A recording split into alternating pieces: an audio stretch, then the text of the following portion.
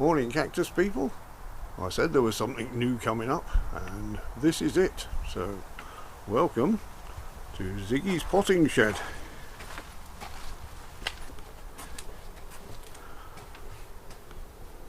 We've just got this and it smells a little bit new, but let's have a little look around. We sold a rare cactus on eBay, so we thought we'd splash out on one of these, which means I can get off my knees in the cactus house and actually stand up and pot things in here, which is brilliant. And start down in the corner. Here I've got my compost mixes. We've got composted bark that's sieved. We've got Ziggy's #1 compost, the main ingredient for most of the mixes, and some leaf mould, which is about 3 or 4 years old now. And down here we've got various grits, some for mixing with the potting mixes and some just for top dressing. The grey one, I tend to use that just for top dressing, make it look pretty for taking stuff to fairs and things. And I've got some room for all my spare pots, which have been crammed into all sorts of awkward places over the last few years. Box of labels, and it's nice to get everything all together in one place. And the pots for using up in this corner, obviously the little ones for growing on seedlings, and then the 7s is what I pop the cacti up into for sale. And this tray of seedlings is next on the potting schedule.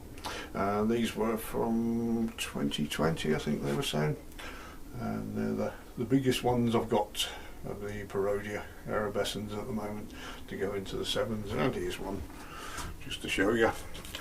So, good root structure on that, a little bit of compost in there, a little bit in. Obviously you can't do this with and film at the same time, and then fill that up and top dress.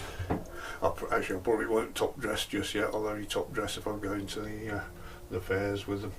And the Salty Monk on standby with his trusty shovel there, and a box of labels and a pencil, always useful.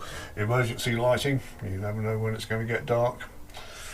And the trug, so it's not just for potting cactus in here, we'll also be taking cuttings and things from around the garden, and that's used for collecting veg as well. So along the wall I've got my sieves, which have also been crammed into various places. These for various things. The finest one for making the seedling mixes, and different grades for whatever you're after. That's a really coarse one for starting off with there. We'll come back to those on a different video, but anyway, just thought I'd show you around the shed, and a nice view while I'm potting things up there. And when I've finished all the potting, I can pretend it's a spaceship. Set a course for the Zatron system. Thank you for watching, everyone.